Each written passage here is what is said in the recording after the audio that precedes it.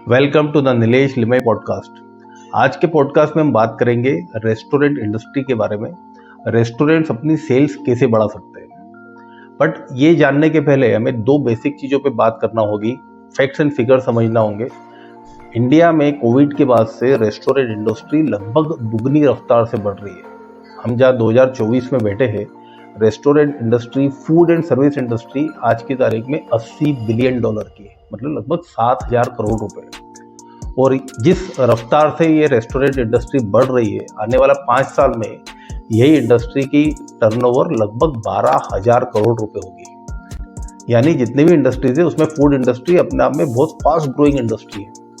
ये एक अच्छी बात है, बट उसके साथ में एक फ्लिप पार्ट भी है। वो फ्लिप पार्ट ये है कि इंडिया में जो रेस्टोरेंट्स चालू होते हैं, मतलब लगभग 60% रेस्टोरेंट पहले साल में ही बंद हो जाते हैं, 70% के करीब सेकंड ईयर में, और लगभग 80% के करीब रेस्टोरेंट आने वाले 5 साल के अंदर बंद हो जाते हैं। मतलब एक रेस्टोरेंट की एवरेज एज इंडिया में 4 से 4.5 साल के लगभग ही है। तो जहां हमारी इंडस्ट्री इतनी तेजी से, इतनी रफ्तार से बढ़ रही है, वहीं पर रेस्टोरेंट्स चालू होने के 5 साल के अंदर पहले ही साल में 60% रेस्टोरेंट बंद क्यों हो जाते हैं। हालांकि ये इंडस्ट्री बहुत लुक्रेटिव इंडस्ट्री है। लुक्रेटिव इन द सेंस कि यहाँ पर आपको प्रॉफिट्स अच्छे होते हैं। अगर हम प्रॉफिट्स की बात करें तो अगर एक फुल सर्विस रेस्टोरेंट है तो वो लगभग 6 से 7% का नेट प्रॉफिट कमाता है। अगर QSR है, क्विक सर्विस रेस्टोरेंट है, तो लगभग 10 से 12% तक कम मार्जिन्स वो कमाता है। और अगर वो बार है तो वो लगभग 15% तक जाता है। तो हालांकि प्रॉफिट्स अच्छे हैं, नेट प्रॉफिट्स अच्छे हैं, टर्नओवर अच्छे हैं, बट उसके साथ में फ्लिप पार्ट है कि उसके बावजूद 60 to 80% रेस्टोरेंट पहले से 5 साल के अंदर बंद हो जाते हैं। मैं आपको 5 से 6 ऐसी चीज़ें बताऊंगा जिससे आप अपने रेस्टोरेंट बिजनेस को प्रॉफिट्स में ला सकते हैं, या अगर वो प्रॉफिट में है तो उसको और ज़्यादा बढ़ा सकते हैं। कई लोग आपको मिलते होंगे जो आपको अलग अलग सजेशन देते होंगे, जैसे मार्केटिंग में आप कुछ कर लीजिए, सोशल मीडिया पे इन्फ्लुएंसर ले आइए, फेसबुक पे, इंस्टाग्राम पे पेड कैंपेनिंग कर लीजिए, गूगल पे एड चला दीजिए, वेबसाइट बना दीजिए, अपने प्रोडक्ट्स को, अपने रेस्टोरेंट को ऑनलाइन ले आइए। ये सारे मार्केटिंग गिमिक्स तब काम आते हैं जब आपका रेस्टोरेंट एक लेवल पे जाकर वर्क कर रहा है, एक प्रॉफिट्स कमा रहा है।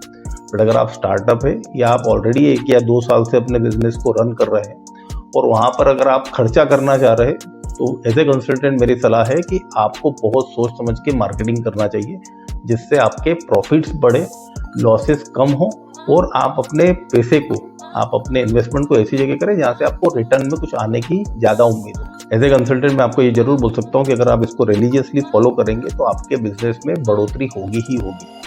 पहला जो सबसे इम्पोर्टेंट पार्ट है वो है लोकेशन। अगर आपकी लोकेशन, रेस्टोरेंट की लोकेशन ग्राउंड फ्लोर पे है और पार्किंग की स्पेस अच्छी है, तो आपके रेस्टोरेंट को चलने में बहुत ज़्यादा उसके पॉजिटिविटी है, बहुत ज़्यादा उसके चांसेस है। क्योंकि फर्स्ट फ्लोर पर या सेकंड फ्लोर पर रेस्टोरेंट अमूमन लोग अवॉइड करते हैं आना, कम चलते हैं compare to ground floor restaurant. और ग्राउंड फ्लोर पे भी अगर पार्किंग व्यवस्था अच्छी है, तो ये ध्यान रखिए कि अगर आप ऑलरेडी रेस्टोरेंट ओपन कर चुके हैं और अगर आपकी लोकेशन में कोई चैलेंज है तो आपको लोकेशन पे ध्यान देना होगा। सेकंड जो सबसे इम्पोर्टेंट पार्ट है वो है आपकी टीम, आपका स्टाफ। नॉर्मली रेस्टोरेंट में जो टीम होती है उसमें कैप्टन होता है, मैनेजर होता है, शेफ होता है, वेटर होता है, हेल्पर्स होते हैं। बट आपको ये पता है कि आपकी ये पूरी टीम आपके बिजनेस को 20 से 30% तक ग्रो करने में आपकी हेल्प कर सकती है। ये होता है सिर्फ और सिर्फ ट्रेनिंग के कारण। अगर आप अपने सिस्टम को स्ट्रॉन्ग करके रखते हैं, अपने स्टाफ को ट्रेन करके रखते हैं, तो ये आपके लिए अपसेलिंग कर सकते हैं। कोई भी कस्टमर आपके यहाँ जब वॉक इन करते हुए आता है तो उसके आने से लेके उसके एग्जिट तक जो भी वो मेनू में ऑर्डर दे रहा है उस पर वो अपसेलिंग कर सके, चाहे वो स्टार्टर्स में हो, मेन कोर्स में हो या डेजर्ट में हो। अपसेलिंग का मतलब है कि कस्टमर जब आ रहा है और जब मेनू में अपनी कोई चीज़ों को, अपने ऑर्डर को प्लेस कर रहा है, तो वहाँ पर आपका स्टाफ इतना ट्रेंड होना चाहिए कि वो अपसेलिंग कर सके, अलग अलग डिशेस को, आपकी वेराइटीज़ को अपने कस्टमर्स तक पहुँचा सके और उन्हें बता सके कि सर आप इन वेराइटीज़ को और ऑर्डर करिए। तो अपसेलिंग एक बहुत इंपॉर्टेंट पार्ट है जहाँ पर आपका ट्रेंड स्टाफ आपके लिए आपकी सेल्स को बढ़ा सकता है। तीसरा जो एस्पेक्ट है जो आपकी सेल्स को बढ़ा सकता है वो है क्वालिटी इंग्रेडिएंट्स।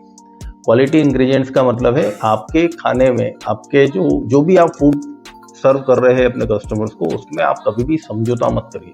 चाहे वो सब्जी हो, चाहे वो मसाले हो, चाहे वो ऑयल हो, चाहे वो आटा हो या चावल हो, कोई भी चीज़ जो आपके रेस्टोरेंट में आ रही है वो इंश्योर करिए कि वो क्वालिटी की हो, क्योंकि कस्टमर आपको शायद डायरेक्टली मुंह पे फीडबैक नहीं देगा, बट ये बहुत ज़रूरी होता है कि जब हम कस्टमर को कोई चीज़ सर्व कर रहे हैं तो आपका एक ब्रांड इमेज, आपकी एक रेस्टोरेंट की इमेज उसके साथ जुड़ी हुई है, तो आप अपने कस्टमर्स को हमेशा इंश्योर करिए कि क्वालिटी स्टफ, क्वालिटी इंग्रेडिएंट्स के साथ में ही उस डिश को परोसें। तीसरी चीज़ है हाइजीन।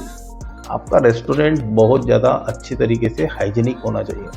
हाइजीनिक का मतलब है कि आपके रेस्टोरेंट में कचरा, गंदगी, धूल, ये सब चीज़ें कस्टमर्स को नहीं दिखना चाहिए। आपका जो स्टाफ है वो वेल ड्रेस्ड होना चाहिए, वेल एटिकेट वाला होना चाहिए, जिससे वो कस्टमर को प्रॉपरली ग्रीट कर सके, उनके वेलकम से लेके उनके एग्जिट तक उनको एक कंफर्ट दे सके।